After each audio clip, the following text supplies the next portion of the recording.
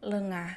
Sementara di luar ruangan, tangisan bayi sayup-sayup terdengar dan membuat air mata Fajira menetes tidak tertahankan. "Hiks, cucuku, cucuku," ucap Fajira menangis untuk beberapa saat.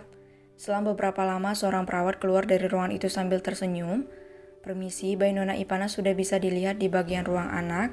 Tuan muda berjenis kelamin laki-laki tanpa kekurangan satupun. Namun kami harus melakukan observasi terlebih dahulu untuk memastikan keadaannya," ucapnya. "Baik, terima kasih suster. Bagaimana dengan keadaan anak saya?" tanya Fajira. "Nona baik-baik saja, sekarang masih terlelap di dalam," ucap suster itu. "Normal sus?" tanya Fajira terkejut. "Iya nyonya, syukurlah Nona Ipana bisa melahirkan dengan normal," ucap suster itu tersenyum. "Syukurlah, terima kasih," ucap Fajira tersenyum dengan mata yang berkaca-kaca. Mereka bernapas lega, Ipana dan anaknya selamat. "Atim, saya mau melihat cucu saya dulu. Kamu tetap di sini untuk menjaga Ipana. Nanti kita gantian," ucap Fajira tersenyum. "Baik, Nyonya," ucap Atim tersenyum tipis. Atim melihat dua orang perawat masuk ke dalam ruangan itu, dan suster yang berbicara dengan Fajira tadi tiba-tiba saja keluar. Ia mengernyit dan hendak mengeluarkan ponsel, namun ia merasa ada seseorang yang lebih dulu membekap mulutnya dan menggunakan sapu tangan yang sudah diberi bius. Seketika ia pingsan dan orang itu membaringkan Atim di kursi tunggu yang berada tak jauh dari sana. Berangkar Ipana langsung didorong keluar tanpa ada yang merasa curiga sedikit pun, karena mereka sudah menutup tubuh Ipana menggunakan kain dan tidak ada satupun orang yang akan mengenalinya. Perawat gadungan itu segera menuju lift dan menekan lantai dasar, di mana mobil yang akan membawa Ipana sudah menunggu. Naasnya, dua orang bodyguard yang ada di sana tidak menyadari jika yang dibawa itu adalah Ipana. Mereka masih berpikir jika ada ibu hamil lain yang akan dipindahkan dari ruangan itu. Kecelakaan karanja berhasil melengahkan beberapa orang penjaga Ipana sehingga hanya ada dua orang bodyguard di rumah sakit itu. Namun mereka tersentak ketika melihat Atim tengah berbaring di atas kursi. "Nona," pekik pengawal. Mereka menerobos ruang persalinan dan tidak mendapati siapapun di dalamnya. Wajah mereka pucat pasi. Ia segera berteriak untuk mengarahkan para penjaga yang baru saja datang untuk mencari Ipana. Fajira menjadi bingung melihat kepanikan yang terjadi di depan ruang bersalin itu. "Kenapa?" tanya Fajira mengernyit. Maafkan saya nyonya, Nona Ipana diculik," ucapnya menunduk. "Duar, apalagi ini Tuhan?" pekik Fajira menangis histeris. "Buk, apa saja pekerjaan kau ha? Kenapa menjaga satu orang saja kau tidak becus?" bentak Fajri setelah memukul dua orang bodyguard yang tidak berguna itu. "Atim, bangun kau, Atim," teriak Fajri, namun wanita itu tidak bergerak sama sekali. "Sepertinya dia sudah dibius," ucap Fajira semakin menangis. Fajri segera mengarahkan tim yang tersisa untuk mengejar Ipana. Matanya menyala sambil mengeluarkan pistol yang selalu ia bawa kemana-mana. "Kalian akan mati di tanganku, bajingan," ucap Fajri segera berlari meninggalkan Fajira bersama dengan dua orang bodyguard itu. "Hati-hati nak," teriak Fajira. "Maafkan kami nyonya," ucap mereka penuh sesal.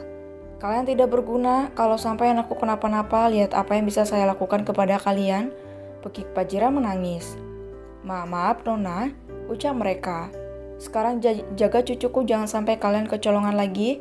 Jika itu terjadi saya penggal kepala kalian," pekik Fajira. "Baik nyonya," ucap mereka sigap berjalan menuju inkubator anak dan berjalan di dalam ruangan itu dengan pakaian khusus.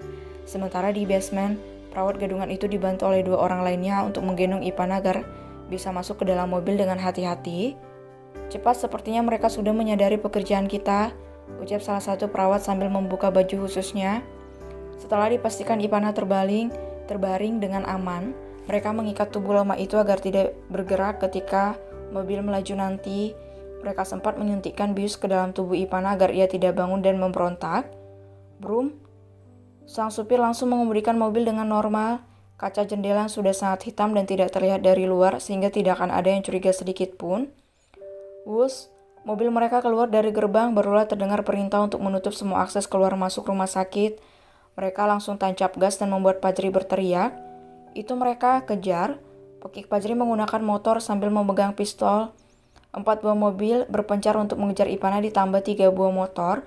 Mereka melakukan dengan begitu cepat bahkan menerobos lampu merah dan hampir saja mencelakai pengendara lain. Fajri sudah semakin dekat dengan mobil yang membawa adiknya. Beberapa kali ia melepaskan tembakan peringatan, namun sayang mobil itu semakin melaju dengan cepat. Bunyi tembakan dan deru mobil saling bersautan di jalan raya yang tidak terlalu padat itu. Semua orang menyingkir bahkan juga mengikuti pergerakan dari mereka. "Berhenti kau anjing," teriak Fajri ketika motornya berdampingan dengan mobil itu sambil mengacungkan senjatanya. Jika ia menembak, Ipana akan celaka dan mobil bisa berbalik, mungkin bisa menyebabkan sang adik meninggal. "Berhenti kau setan," pekik Fajri.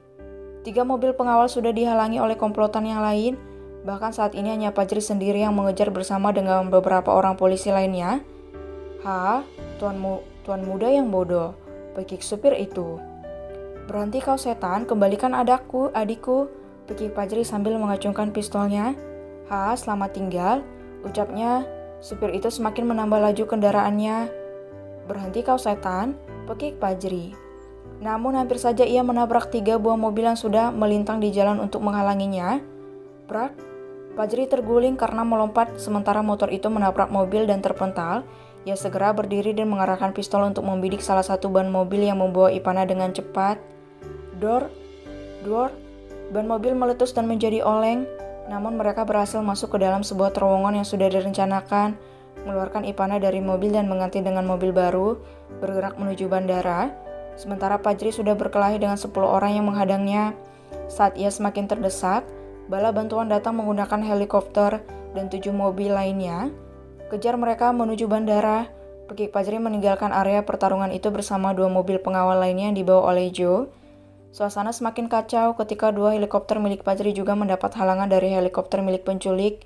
Pilot mengendalikan helikopter dengan sangat hati-hati, sementara pengawal yang ada di dalamnya saling menembak satu sama lain hingga 2 helikopter milik penculik itu dipaksa untuk mundur.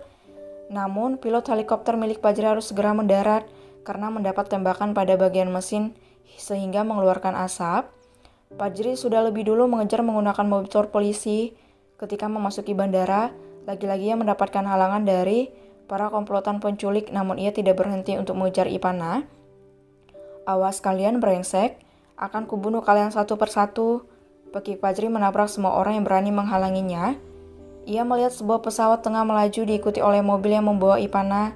Ia menambah kecepatan ketika mobil berhasil masuk ke dalam pesawat dan melihat bagasi burung terbang itu mulai tertutup. Wush, pesawat sudah mulai mengudara dan Fajri terlambat untuk mengejar sang adik. Ia berhenti dan berteriak di sana dengan amarah yang sangat membuncah. "Akan kubunuh kalian semua," teriak Fajri.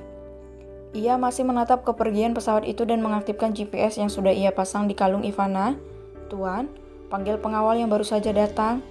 Lacak keberadaan Ipana, tangkap mereka semua dan masukkan ke dalam markas. Siapkan semua singa dan harimau putih milikku," ucap Fajri bengis. "Baik, Tuan," ucap Joe yang terlambat mengetahui hal ini.